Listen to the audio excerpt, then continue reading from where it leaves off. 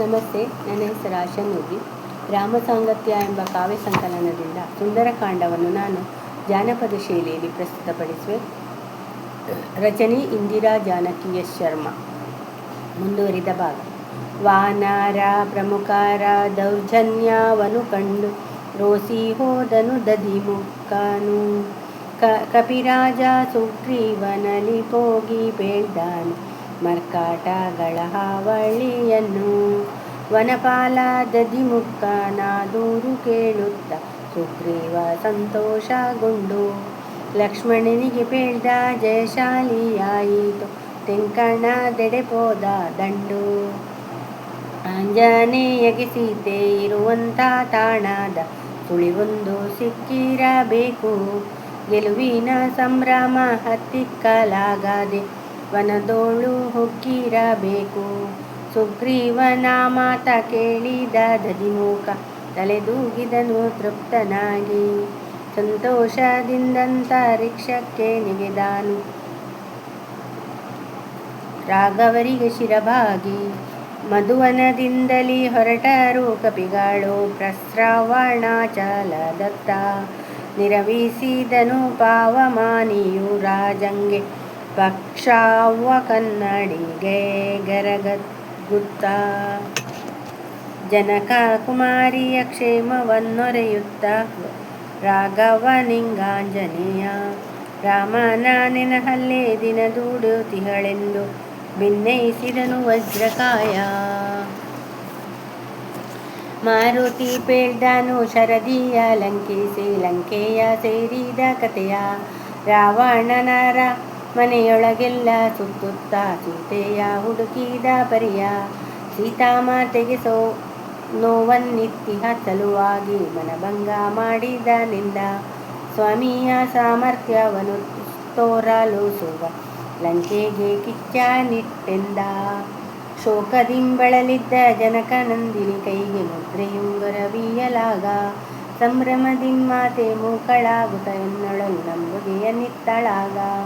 ಪ್ರಾಣಕಾಂತನಿಗಾಗಿ ನೀಡಿಹಳೆನ್ನಲೆ ಸಿರಿನುಡಿಯೊಳಗಿಂದಾಭರಣ ಎನ್ನುತ್ತ ವರ ಚೂಡಾಮಣಿಯನ್ನು ಕೊಟ್ಟನು ರಾಘವನಿಗೆ ಮುಖ್ಯ ಪ್ರಾಣ. ಪ್ರಾಂಬಂಜನಿಯು ಗೈದ ಕೈಂಕರ್ಯವನ್ನು ನೋಡಿ ಹೃದಯ ತುಂಬಿತು ದಾಶರಥಿಗೆ. ಬಿಗಿದಪ್ಪಿಕೊಳ್ಳಲು ಬೆಸೆಯಿತು ನಡುವಲ್ಲಿ ರಾಮನಾಂಜನೇಯರ ಬಿಸುಗೆ. ನೇತ್ರಾಂಶುವಿಂದ ವಿಜ್ಞಾನವ ನೋಡುತ್ತ ಚಿಂತಿಸಿ ಭಾರ್ಯೆಯ ಕ್ಷೇಮ.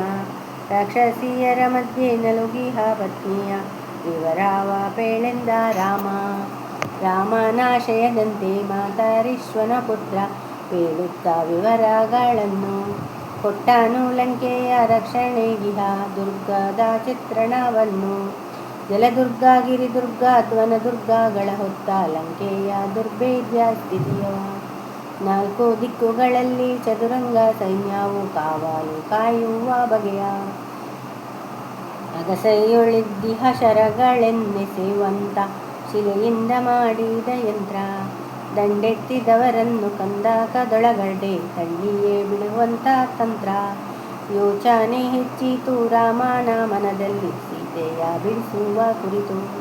ಸುಗ್ರೀವನಲ್ಲಿ ಕೇಳ್ದ ಸಾಗರವನ್ನು ದಾಟಿ ಲಂಕೆಯ ಸೇರುವುದೆಂತು. ಸೂರ್ಯವಂಶದ ರಾಮಭದ್ರನ ಬಾಳಿನ ತಿಮಿರವನ್ನೋಡಿಸಲೆಂದು. ಮೂಡಣದಿಂದೆದ್ದು ಬಂದನು ನೇಸರ ಸಪ್ತಾಶ್ವರಥವೇರಿಕೊಂಡು.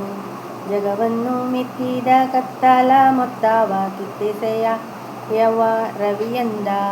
ನೋಡುತ್ತ ರವಿಸೂನು ಹುಮ್ಮಸ್ಸಿನಿಂದೆದ್ದು ಚೈತ್ರ ಯಾತ್ರೆಗೆ ಸಿದ್ಧನೆಂದ. ಕಪಿರಾಜನೆದುರಲ್ಲಿ ಚರ್ಚಿತವಾಯಿತು ದಂಡೆತ್ತಿ ಹೋಗುವ ಬಗೆ. ವಾನರರೆಲ್ಲರೂ ಉತ್ಸುಕರಾದರು ಲಂಕೆಗೆ ಹಾಕಲು ಲಗ್ಗೆ. ಉತ್ತರ ನಕ್ಷತ್ರವಿರುವಂಥ ದಿನವೆಂದು ಸಾಧಕವಪ್ಪುದು ಎನಗೆ. ನಾಳೆಯ ಹಸ್ತವು ಧಾರೆ ಎನಿಸಲು ವ್ಯರ್ಚವಾಗಿಹುದೆನ್ನ ನಡೆಗೆ. ನಡುಬಾನಿನೊಳಗಡೆ ಮಾರ್ತಂಡ ಬರಲಾಗ ಹೊರಡಲಪ್ಪಣೆಯಿತ್ತ ರಾಮ. ಸಂಭ್ರಮದಿಂದಲೇ ಜಯಘೋಷ ಮಾಡಿತು ಸೇರಿದ್ದ ವಾನರ ಸ್ತೋಮ. ಪಯಣಕ್ಕೆ ಸನ್ನದ್ಧವಾಯಿತು ಕಪಿಸೇನೆ ರಾವಣ ರಾಜ್ಯದ ಕಡೆಗೆ. ದುಷ್ಟ ಸಂಹಾರಕ್ಕೆ ಭಲ್ಲೂಕ ನಿವಾಹವು ಸೇರಿತು ರಾಮನ ಜೊತೆಗೆ. ಧನ್ಯವಾದಗಳು. ಇನ್ನು ಮುಂದಿನ ಭಾಗ ಯುದ್ಧಕಾಂಡ. ಇದನ್ನು ನಾನು ಮುಂದುವರಿಸುವೆನು. ಇದೀಗ ಸುಂದರಕಾಂಡವು ಮುಕ್ತಾಯವಾಯಿತು. ಧನ್ಯವಾದಗಳು.